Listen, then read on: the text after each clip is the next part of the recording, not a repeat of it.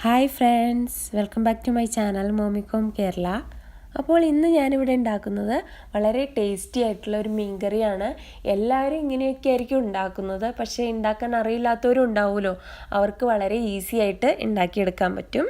അതിന് വേണ്ടി ഞാനിവിടെ ഒരു 1/2 കിലോ കഷ്ണം മീൻ എടുത്തിട്ടുണ്ട്. ഓലക്കൊടിയെന്ന് എന്താണ് ഈ മീനിൻ്റെ പേര്.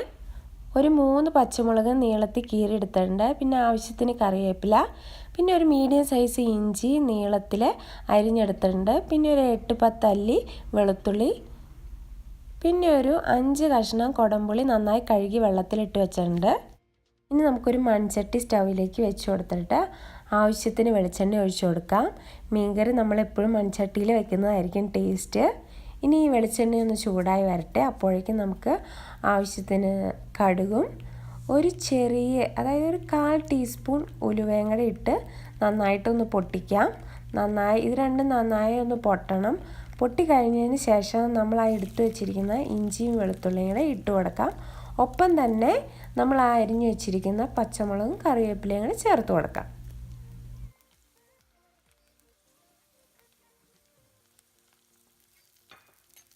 ഇനി നമുക്കിത് നന്നായിട്ടൊന്ന് ഇളക്കി കൊടുക്കാം.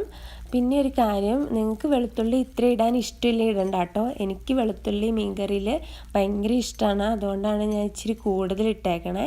ഇത് ഇനി ഒന്ന് വാടി വരുമ്പോഴേനും നമുക്ക് ഒരു 1/4 ടീസ്പൂൺ മഞ്ഞൾപ്പൊടി ചേർത്ത് നന്നായിട്ടൊന്ന് വഴറ്റാം.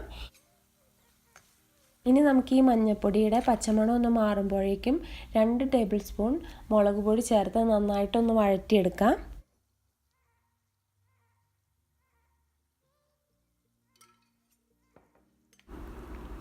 നമ്മൾ മീഡിയം ഫ്ലെയിമിലിട്ടിട്ട് വേണം കേട്ടോ പൊടിയിട്ട് മൂപ്പിക്കാൻ. പൊടിയിട്ട് നന്നായിട്ട് മൂപ്പിക്കണം, എന്നാലാണ് നമ്മുടെ കറിക്ക് നല്ല കളർ ഉണ്ടാവുള്ളൂ. അതുപോലെ കത്തിപ്പോകാനും പാടില്ല. ഇതാ നമ്മുടെ പൊടി ഇവിടെ നന്നായി മൂത്തിട്ടുണ്ട്. ഈ സമയം നമ്മൾ ആ എടുത്തു വെച്ചിരിക്കുന്ന കുടംപുളിയും വെള്ളവും ചേർത്ത് കൊടുക്കുകയാണ്. പിന്നെ ഇത്രയും വെള്ളം പോരാ നമുക്ക് മീൻകറിക്ക്, അപ്പോൾ നമ്മൾ ആവശ്യത്തിനുള്ള വെള്ളം കൂടെ ഒഴിച്ചു കൊടുക്കണം. എപ്പോഴും നമ്മുടെ കഷ്ണങ്ങൾ മുങ്ങിക്കിടക്കണം വെള്ളത്തിൽ മീൻകറി വെക്കുമ്പോൾ. എന്നിട്ട് നമുക്കിതിലേക്ക് കറി ആവശ്യത്തിനുള്ള ഉപ്പും കൂടെ നന്നായിട്ട് ചേർത്ത് കൊടുക്കാം. ഇതപ്പം അങ്ങനെ നമ്മുടെ ആ വെള്ളം തിളച്ചു. ഇങ്ങനെ ആ വെള്ളം തിളച്ചു വരുമ്പോൾ വേണം നമ്മൾ കഷ്ണങ്ങൾ ചേർത്ത് കൊടുക്കാൻ. ഇനി നമുക്ക് മീൻ കഷ്ണങ്ങളെല്ലാം ചേർത്ത് കൊടുക്കാം. മീൻ കറി വെക്കുമ്പോൾ നമ്മൾ തവിയിട്ട് ഒത്തിരി ഇളക്കാൻ പാടില്ല, കഷ്ണങ്ങൾ പൊടിഞ്ഞു പോവും. അത് എന്ത് മീനാണെങ്കിലും.